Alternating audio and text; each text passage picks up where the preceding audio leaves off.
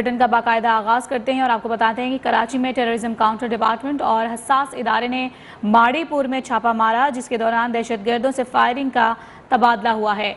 In charge CTD मजहर मशवानी के मुताबिक मुकाबले के दौरान 2 दहशतगर्द जख्मी हालत में गिरफ्तार हुए हैं, जिन्हें अस्पताल मुंतकिल किए जाने के दौरान हलाक हो गए हैं। दहशतगर्दों की लाशों को सिविल अस्पताल मुंतकिल किया गया है।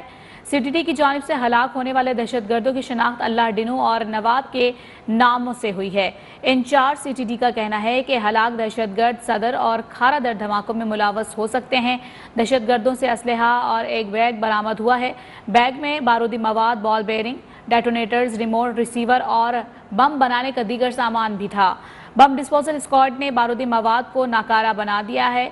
मंजर मशवानी ने बताया है कि मुकाबले के दौरान एक दहशतगर्द मोटरसाइकिल पर फरार हो गया, जिसकी गिरफ्तारी के लिए कोशिशें की जा रही हैं।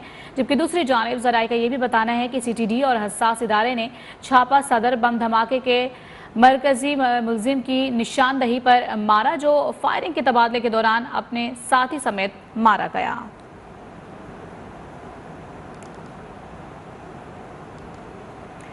कराची में रेंजर्स और साउथ पुलिस ने मुख्तलिफ इलाकों में मुश्तरका कॉम्बिंग ऑपरेशन किया है, जिसके दौरान 21 मुशतबा अफराद को गिरफ्तार कर लिया गया है। तर्जुमान साउथ पुलिस के मुताबिक हालिया दहशतगर्दी के पेश नज़र कॉम्बिंग ऑपरेशन सदर हिजरत कॉलोनी और शाह रसूल कॉलोनी में किया गया है, जिसमें ज़िले के तमाम SDPOs और SHOs ने हिस्सा लिया है।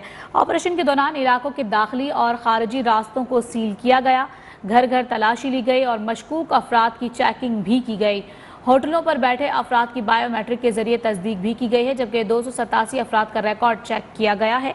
तर्जुमान साउथ पुलिस के मुताबिक कॉम्बिंग ऑपरेशन के दौरान 21 मुश्तबा अफराद की गिरफ्तारी अमल में लाई गई है।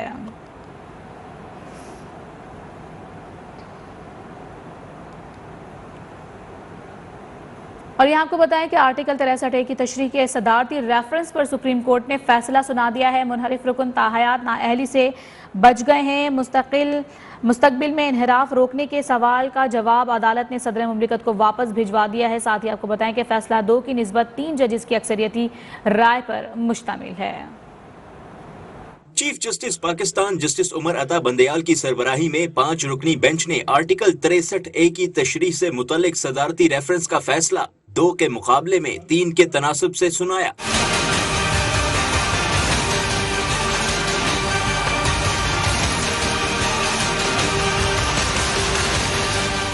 Chief justice Umar Ata Bandial, justice Ejazul Ehsan और जस्टिस मुनीब अख्तर ने कहा कि मुनहरिफ रुकन का दिया गया वोट शुमार नहीं किया जाए, जबकि जस्टिस मजहर आलम मियां खेल और जस्टिस मंदू खेल ने इख्तलाफ किया। सुप्रीम कोर्ट के फैसले में कहा गया कि इनहराफ करना सियासी जुमात को कमजोर करने के मुतरादिफ है। आर्टिकल 63A सियासी जुमातों को सियासी मैदान में तहफ़्फ़ुज़ फराहम करता है, उसे तन्हा लागू नहीं किया जा सकता। मुनहरिफ रुकन का वोट शुमार नहीं होगा। आर्टिकल 63A का मकसद इनहराफ से रोकना है। इस हवाले से पार्लियामेंट को कानून साजी करनी चाहिए। वक्त आ गया है कि मुनहरिफ अरकान से मुतल्लिक कानून साजी की जाए। इनहराफ करना सियासत के लिए कैंसर है। इससे कबल चीफ जस्टिस उमर अता बंदयाल की सरबराही में 5 रुकनी लार्जर बेंच ने सदारती रेफरेंस पर समात की, तो अटॉर्नी जनरल अशतर ओसाफ ने सदारती रेफरेंस के काबिल समात होने पर सवाल उठाया। जस्टिस एजाजुल एहसन ने कहा कि सदर को रेफरेंस के लिए अटॉर्नी जनरल से कानूनी राय लेने की जरूरत नहीं। अटॉर्नी जनरल ने कहा कि साबिक वजीर आजम ने अपने पहले मौकफ से इनहराफ किया। वजीर आजम हलफ के तहत अपनी बात से फिर नहीं सकते। खयानत बड़ा जुर्म है। अगर कोई वजीर आजम वादे पूरे ना करे तो फिर क्या होगा। जस्टिस एजाजुल एहसन ने कहा कि इस सूरत में अरकान इस्तीफे दे दें। खयानत की खौफनाक सजा है। चीफ जस्टिस ने कहा कि किसी को वजीर आजम पर एतराज है तो पार्लियामेंट छोड़ दे। अदालत ने समात मुकम्मल होने पर फैसला महफूज किया था, जिसे बाद में सुनाया गया। चीफ जस्टिस ने कहा कि तफसीली फैसला बाद में जारी किया जाएगा। मुनहरिफ अरकान से मुतालिक फैसले पर इमरान खान का सुप्रीम कोर्ट से इजहार तशक्कुर। कोहाट ने PTI के जलसे से खिताब करते हुए कहा, अदालत ने हमारी अखलाकियात को गिरने से बचाया है। हमजा शहबाज, अब अपनी अचकन को रख दो। अब पंजाब में मुर्गी की कीमतें भी नीचे आ जाएंगी। सुप्रीम कोर्ट से शरीफ खानदान के करप्शन केसेस सुनने की भी दरख्वास्त की। ये भी बोले कि शहबाज शरीफ ने वजीर आजम बनने के लिए बड़ी मेहनत की है, ये फंस गए हैं, इनके पीछे टाइगर है। गालियां नून लीग को पड़ रही हैं और जरदारी मजे ले रहा है। सुप्रीम कोर्ट का जो फैसला हुआ है नोटों के खिलाफ, आपने इस मुल्क की इखलाकियात को जो ये गिरा रहे थे, सुप्रीम कोर्ट ने आज पाकिस्तान की इखलाकियात को गिरने से बचाया। शुक्र है कि आज सुप्रीम कोर्ट ने उनकी वोट को रद्द कर दिया। हमजा शरीफ, तुमने भी बड़ी देर की अचकन सलवाई हुई थी, आप जरा उस अचकन को आराम से जो आपने पहनी है उस अचकन को भी रखो। और अब मुझे पूरा पता है कि इंशाल्लाह पंजाब में मुर्गी की कीमतें भी नीचे आ जाएंगी। मैं सुप्रीम कोर्ट से एक और बड़ी आजिज़ी से रिक्वेस्ट करूंगा, शरीफ खानदान के केसेस करप्शन के आप सुने, क्योंकि FIA को उन्होंने तबाह कर दिया। केसेस अपने पास बनवाएं, क्योंकि ये डे लाइट रॉबरी है, ये दिन दिहाड़ा डाका पड़ रहा है। अगर अब भी इनको NRO मिल जाएगा, ये मुल्क के अंदर डाकू राज होगा। कोई नहीं डरेगा डाके मारते हुए, करप्शन करते हुए। सुप्रीम कोर्ट इनके केसेस सुने, डे टू डे हेयरिंग करे, और हमें किसी को पर अब एतमाद नहीं रहा। और साबिक गवर्नर पंजाब सेनेटर रफीक रजवाना कहते हैं कि सुप्रीम कोर्ट फैसले का पंजाब असेंबली के इलेक्शन पर असर नहीं पड़ेगा। न्यूज़ 1 के program prime time with TM में गुफ्तगू करते हुए उन्होंने कहा कि लगता है सुप्रीम कोर्ट ने फैसले में आर्टिकल 95 को ख़त्म कर दिया है। सुप्रीम कोर्ट का फैसला आर्टिकल 95 के खिलाफ है। साबिक अटार्नी जनरल इरफान कादिर ने कहा कि सुप्रीम कोर्ट ने फैसला नहीं, राय दी है। सुप्रीम कोर्ट के फैसले का इतलाक हुकूमत वक्त पर नहीं होगा। इसका पंजाब असेंबली के इलेक्शन पे कोई असर नहीं होगा, क्योंकि ये फैसला जो हुआ है इसको रिट्रोस्पेक्टिव इफेक्ट इसका नहीं होगा। आर्टिकल 95 है जो अदम एतमाद का राइट देता है असेंबली के मेंबरान को, मौजूद मेंबरान को। ठीक है, तो मेरी नजर में उनको इस वोट के हक से महरूम किया गया है। तो मैं ये समझता हूँ कि ये फैसला जो है आर्टिकल 95 के पैरेलल है और it amounts to rewriting the constitution. ये फैसला है ही नहीं, ये एक ओपिनियन है, एक राय है, और जब किसी को राय दी जाती है, जिसको दी जाती है, उस पर भी राय बाइंडिंग नहीं होती। लिहाजा ये कहना कि ये एक ऐसा फैसला है जिसका कि इतलाक जो है सारे मुल्क पे हो जाएगा और हुकूमत वक्त पे हो जाएगा, तो हरगिज नहीं होगा। और दूसरी जो सिंपल बात है वो ये है कि आइन में साफ तौर पे कॉन्सिक्वेंसेस दिए हुए हैं कि अगर कोई शख्स अपनी पार्टी के डायरेक्शन के मुताबिक वोट नहीं देता तो वो डी-सीट होता है। लिहाजा वोट देना तो उसका हक है जो उससे लिया नहीं जा सकता। और अगर सुप्रीम कोर्ट कहे कि उसका वोट ही काउंट नहीं होगा तो आइन तो ये नहीं कहता, तो सुप्रीम कोर्ट हरगिज ऐसी बात नहीं कर सकता। खबरों का सिलसिला जारी है, यहाँ वक्त हुआ है ब्रेक का, हमारे साथ रहिए। अहम खबर यह है कि इलेक्शन कमीशन में PTI की ममनुआ फॉरेन फंडिंग का ये मामला है। चीफ इलेक्शन कमीशन की सरबराही में 3 रुकनी बेंच आज फिर केस की समाअत करेगा। PTI की तरफ से वकील अनवर मंसूर पेश होंगे। तफसीलात हासिल करेंगे अपने नुमाइंदे अहमद नवाज से। अहमद नवाज बताएगा, इलेक्शन कमीशन में PTI की ममनुआ फॉरेन फंडिंग के केस की समाअत होने जा रही है, मजीद क्या अहवाल है इस हवाले से?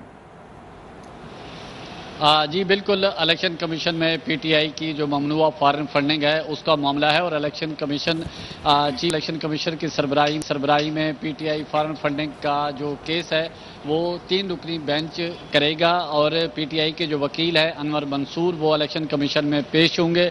और आज खसूसी तौर पर ये पहली दफ़ा होने जा रहा है कि PTI की तरफ से जो फाइनेंशियल एक्सपर्ट हैं, चार्टर अकाउंटेंट, उनकी तरफ से जो अकाउंट्स की डिटेल है वो इलेक्शन कमीशन के सामने रखी जाएगी और प्रोजेक्टर पे जो PTI के जो अकाउंट्स की तफसीलात हैं और किस अकाउंट में कितने पैसे और कहां से हैं, ये पूरी डिटेल जो है इलेक्शन कमीशन को बताई जाएगी। और इस हवाले से इलेक्शन कमीशन में प्रोजेक्टर भी नस्ब किया गया है और दीगर जो IT के हवाले से है वो शोबे भी मुतहर्रिक कर दिए गए हैं, क्योंकि अब देखना ये है क्योंकि गुज़िश्ता समाअत में चीफ इलेक्शन कमीशन ने PTI के वकील अनवर मंसूर से पूछा था कि मज़ीद आपको कितना वक्त चाहिए, तो उन्होंने बताया कि हमारे जो फाइनेंशियल एक्सपर्ट है ये कुछ चीज़ें इस पर देना चाहते हैं कि गुज़िश्ता दिनों की अगर समाअत देखें जो PTI की फॉरेन फंडिंग के हवाले से अनवर मंसूर के जो दलाइल थे वो बिल्कुल उन्होंने वाज़ेह किया कि इंडिविजुअल पर्सन फंडिंग कर सकता है, कोई कंपनी या इदारा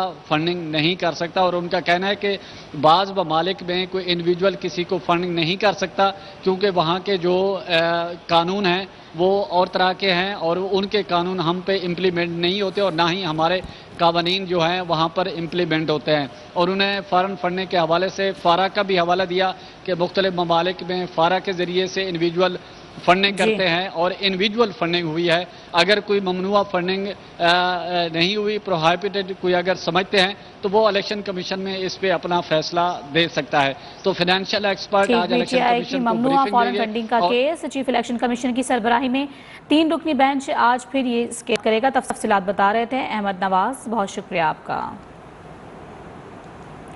सुप्रीम कोर्ट के फैसले के बाद वजीर आजम की जेर सदारत इत्तेहादी जमातों के सरबराहान का अहम इजलास हुआ। हुकूमत ने इमरान खान की फौरी इंतखाबात का मुतालबा मुस्तरद कर दिया है। हुकूमत के आईनी मुद्दत पूरा करने पर इत्तेफाक हुआ है। इत्तेहादियों ने वजीर आजम को हर मुमकिन ताउन की यकीन दहानी कराई है।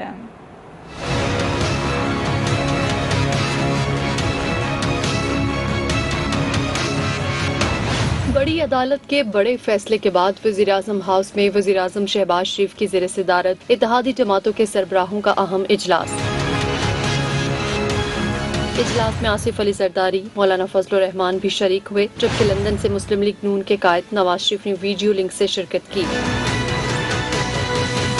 इजलास में सुप्रीम कोर्ट के मुनहरिफ अरकान से मुतालिक फैसले का जायजा लिया गया। ज़राए के मुताबिक इजलास में इमरान खान का फौरी इंतखाबात का मुतालबा मुस्तरद करते हुए इत्तेफाक किया गया कि इत्तेहादी हुकूमत आईनी मुद्दत पूरी करेगी और किसी किस्म का दबाव कबूल नहीं किया जाएगा। इजलास में तय पाया कि सुप्रीम कोर्ट के फैसले के बाद पंजाब में मुमकिन सियासी बहरान से निमटने के लिए तमाम कानूनी ऑप्शन इस्तेमाल किए जाएंगे। इजलास में मईशत के इस्तेहकाम के लिए फौरी इक़दाम पर भी इत्तेफाक किया गया। ज़राए के मुताबिक इत्तेहादी रहनुमाओं ने हुकूमत के सख्त इक्तसादी फैसलों में साथ देने की यकीन दहानी कराई और डॉलर के मुकाबले में रुपए की कदर में इस्तेहकाम के लिए फौरी इक़दाम पर जोर दिया। इत्तेहादी रहनुमाओं का कहना था कि मईशत की बेहतरी के लिए IMF प्रोग्राम को जल्द अज जल्द हतमी शक्ल दी जाए। इजलास में फैसला किया गया कि इंतखाबी इस्लाहात का अमल जल्द मुकम्मल किया जाएगा।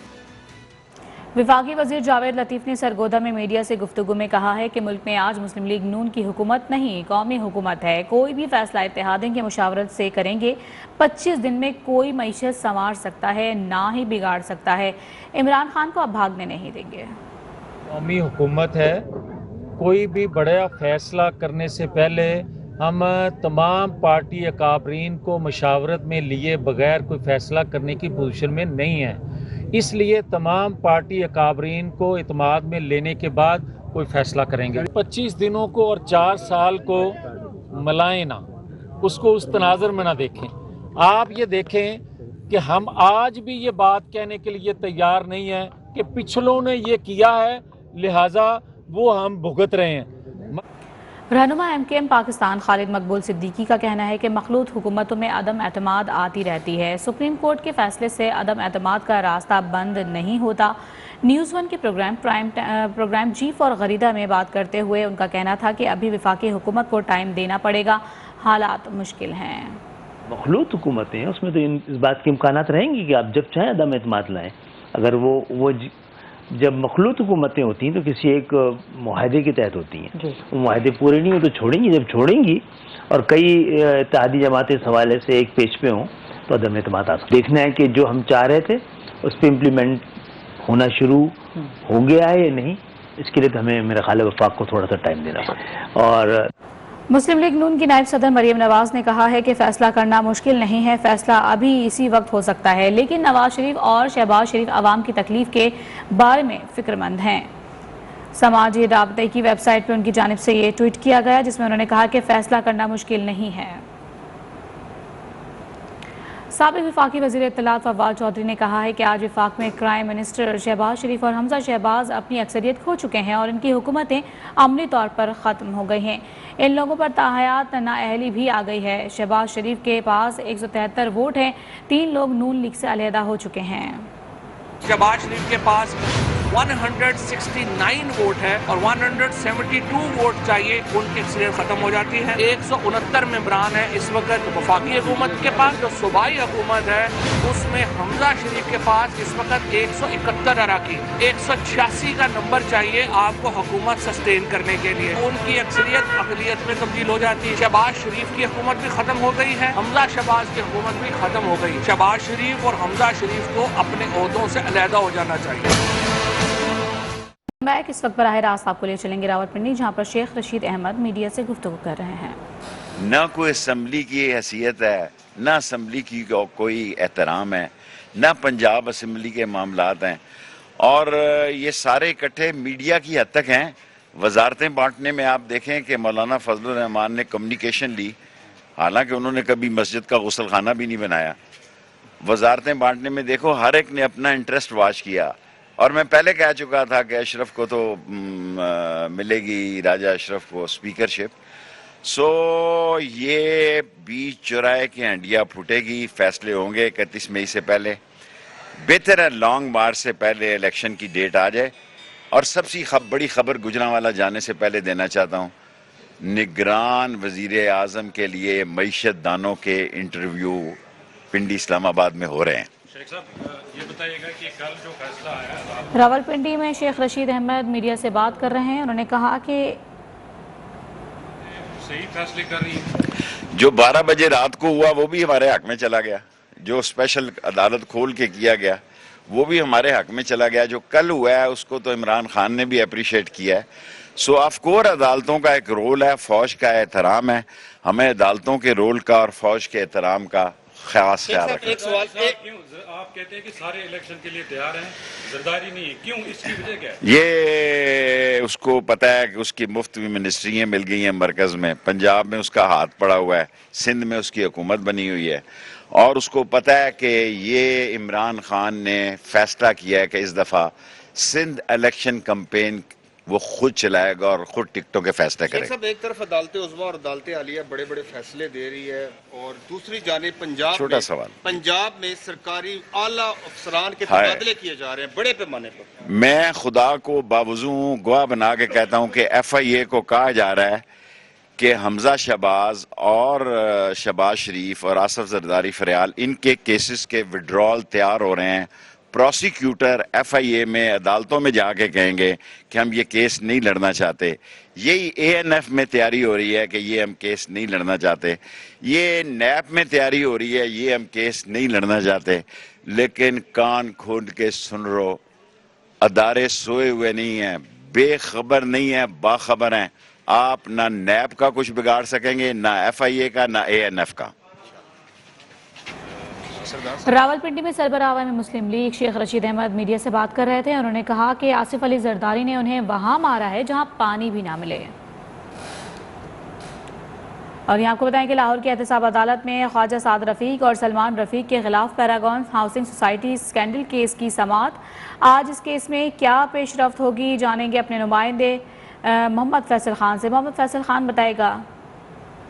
हाँ जी बिल्कुल, लाहौर की एहतसाब अदालत में Paragon housing society scandal case की समाअत आज होगी, और आज अब से कुछ देर बाद ख्वाजा ब्रदर्स जो हैं वो एहतसाब अदालत में पेश होंगे। और इस केस की खास बात यह है कि नैब की जानिब से रेफरेंस दायर किया जा चुका है और अदालत की जानिब से फर्ज जुर्म भी आयद हो चुकी है, और अब तक 35 गवाहान पेश हो चुके हैं। आज मज़ीद 4 गवाहान पेश होकर अपना बयान रिकॉर्ड करवाएंगे।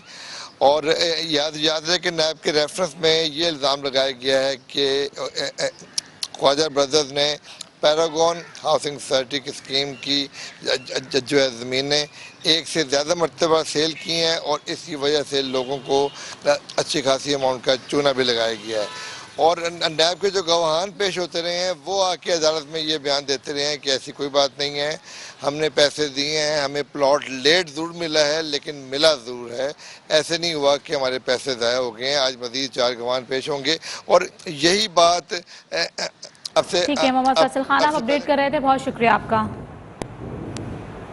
यहाँ वेलकम बैक। यहाँ आपको बताएं कि मुल्तान शहर में तरक्याती काम सुस्त रवि का शिकार हो गया है। 5 नंबर चुंगी रोड पर सीवरेज पाइपलाइन डालने के बाद से अब तक सड़क दोबारा तामीर नहीं करवाई जा सकी है। मजीद इस हवाले से तफसीलात जानेंगे अपने नुमाइंदे हैदराबाद से। हैदर बताएगा क्या इलाके की सूरत हाल आप देख रहे हैं, तरक्याती काम क्यों सुस्त रवि का शिकार है?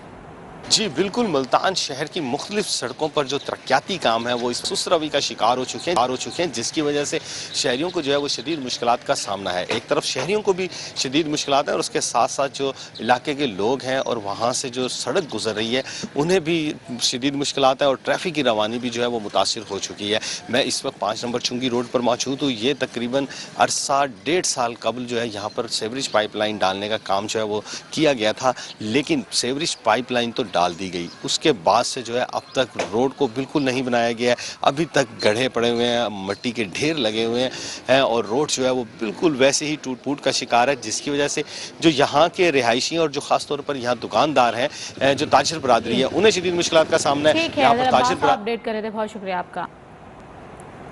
Welcome back. खेल के मैदान से खबर शामिल करते हैं। पाकिस्तान क्रिकेट बोर्ड को पाक वेस्ट इंडीज़ होम सीरीज़ में हीट वेव का खतरा सताने लगा है। पीसीबी ने खिलाड़ियों को हीट वेव से के इकदाम शुरू कर दिए हैं। हुकाम ने वनडे मैचेस शाम या रात के वक्त करवाने पर गौर शुरू कर दिया है।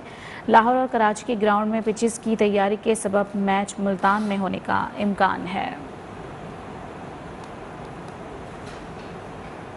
और इसी के साथ न्यूज़ स्टूडियो से फिल वक्त इतना ही। मज़ीद खबरों और अपडेट के लिए विजिट कीजिएगा हमारी वेबसाइट news1.tv। देखते रहिए।